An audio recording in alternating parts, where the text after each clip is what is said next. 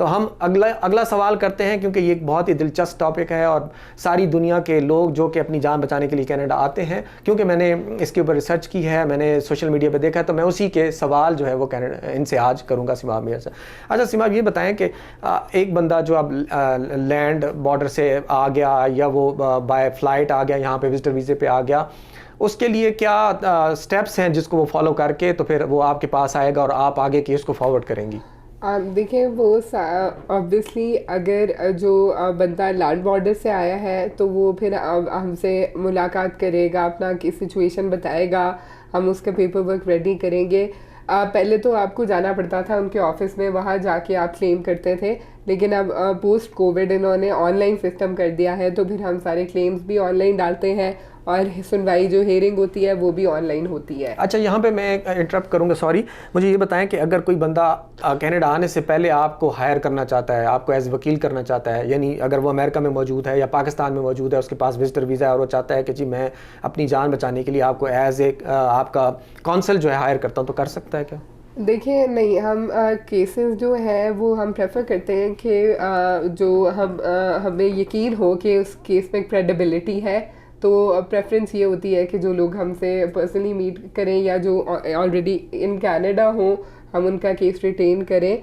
अगर बहुत ही serious situation होती है और हमें मतलब अंदाज़ा होता है और रेफरेंसेस से पता भी चलता है कि हाँ भाई इनके साथ ये सिचुएशन हो रही है, तो हम एडवाइस उनको कर सकते हैं, उनसे कंसल्ट कर सकते हैं, उनको एडवाइस दे सकते हैं फ्रॉम आउटसाइड कनाडा, लेकिन उनको रिटेन नहीं कर सकते। ठीक है। रिटेन वो यहीं पे होंगे जब वो कनाडा में प्रेजेंट होंगे। ठीक है।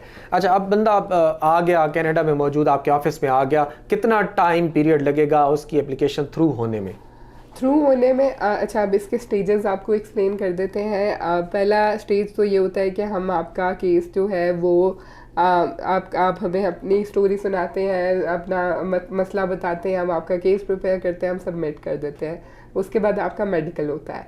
मेडिकल के बाद आपकी एलिजिबिलिटी होती है। एलिजिबिलिटी का मतलब ये होता है कि जो इमिग्रेशन रेफ्यूजी सिटीजनशिप कनाडा है, जो ये डिटर्मिन करेगा कि जो आपने जिस बेसिस पे केस किया है, क्या ये रेफ्यूजीज़ की डेफिनेशन के अंदर फिक्स होता है, फिट होता है। आपको वहाँ जाके एलिजिबिलिटी के लिए अपीयर होना होता है। जब आपकी एलिजिबिलिटी क्लियर हो जाती है तो फिर जो है IRB के पास आपका केस भेज दिया जाता है। IRB क्या होता है? Immigration refugee board.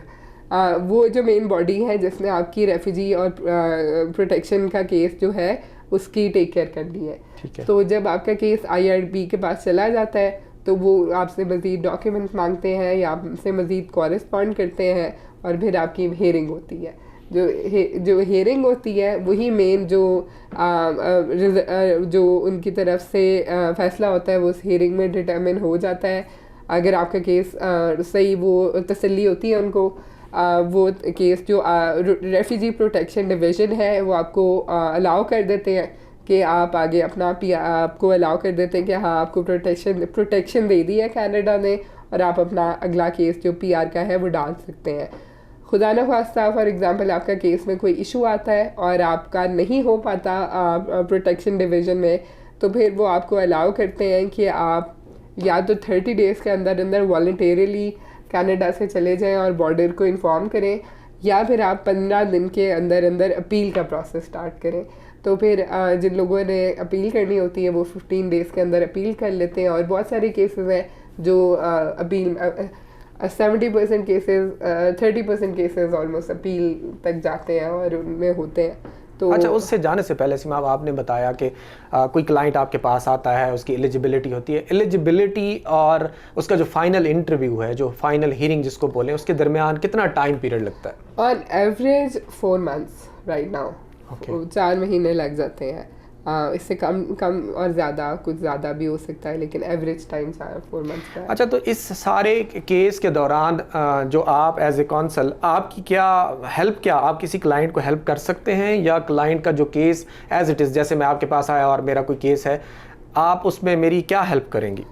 हमारी रिस्पॉन्सिबिलिटी होती है कि जो आपने हमें केस प्रोवाइड किया, हमने उसको फाइट करना है जी। कि मतलब आपको रिप्रेजेंट करना है, आपको लीगली रिप्रेजेंट करना है गवर्नमेंट को। जो अगर कोई चीज़ें आप क्लैरिफाई करनी है तो वो हमारी रिस्पॉन्सिबिलिटी होती है। फिर आपके केस रेफरेंसेस देना आगे, आप किसी के केस से रेलिवेंट जितने केसेस हैं उसकी केस स्टडी बना के और उसको आपकी केस से सबमिशन करना, ओरल सबमिशन करना, रिटन सबमिशन करना, ये सब हमारी रिस्पॉन्सिबिलिटी होती है। ठीक है। तो नाजरीन, अगर आपकी ज़िंदगी को ख़तरा है, जान को ख़तरा है, आपको अपने होम स्टेशन के ऊपर और आप किसी तरीके कनाडा पहुंच चुके हैं, तो आप अपना टाइम ज़ाया नहीं करना। आपने किससे रब्ता करना है? सीमा मीर से रब्ता करना है। और आप रब्ता करेंगे तो डेफिनेटली जितना टाइम पीरियड इन्होंने आपको बताया उससे आगे पीछे हो सकता है, लेकिन उस टाइम पीरियड के दौरान आपका जो रेफ्यूजी क्लेम जो होगा ये एक्सेप्ट कराने में आपकी मदद करेंगे, केस प्रिपेयर कराने में आपकी मदद करेंगे, और डेफिनेटली आप जिस मकसद के लिए आए थे प्रोटेक्शन के लिए, तो आप उसमें कामयाब हो जाएंगे और फिर आपको परमानेंट रेजिडेंसी, यही होता है, परमानेंट रेजिडेंसी मिल जाती है। हाँ जी, डेफिनेटली जब आपका केस थ्रू हो जाता है, आपको प्रोटेक्शन मिल जाती है गवर्नमेंट की, तो वो आपको अलाउ करते हैं कि अब आप अपने PR का केस डाल सकते हैं। PR का केस मतलब परमानेंट रेजिडेंसी का केस डाल सकते हैं। और इसमें इंटरेस्टिंग बात ये है कि कनाडा जितना फ्रेंडली कंट्री है और फैमिली रीयूनिफिकेशन के लिए जितना ये काम करते हैं, कमेंडेबल बात यह है कि प्रीवियसली ये होता था कि आपका जब अपना केस ख़त्म हो जाता था तो फिर आप अपनी, अगर आपकी फैमिली आउट ऑफ कंट्री है तो उनको स्पॉन्सर कर सकते थे। लेकिन अब इन्होंने ये पॉलिसी चेंज करके उसको भी इजी कर दिया है कि जब आपकी हेयरिंग क्लियर हो जाती है तो आगे जो है ना, आपकी जब अपनी फाइल जाती है आपकी फैमिली की भी साथ चल जाती है, और जब आपको PR मिलता है तो आपकी फैमिली को भी PR मिल जाता है, चाहे वो आउट ऑफ कंट्री ही क्यों ना हो। अच्छा, मेरा अगला सवाल यही था सिमाब कि आपने, मैं इसको दोबारा रिफ्रेश कर देता हूँ कि अगर एक बंदे का केस कामयाब हो गया, उसको प्रोटेक्शन मिल गई है, उसकी फैमिली का एक तो पहले बताएं कि जो स्पॉन्सर होगा वो साथ ही होगा, और दूसरा कितने टाइम में वो फैमिली कनाडा आ जाएगी? ये इसका भी टाइम फ्रेम जो है अभी 24 मंथ्स चल रहा है, जो फैमिली आउटसाइड इनलैंड जो करते हैं केसेस, लेकिन मोस्टली केसेस के कम टाइम में ही हो जाते हैं, 15 to 18 मंथ्स में हो जाते हैं। अच्छा,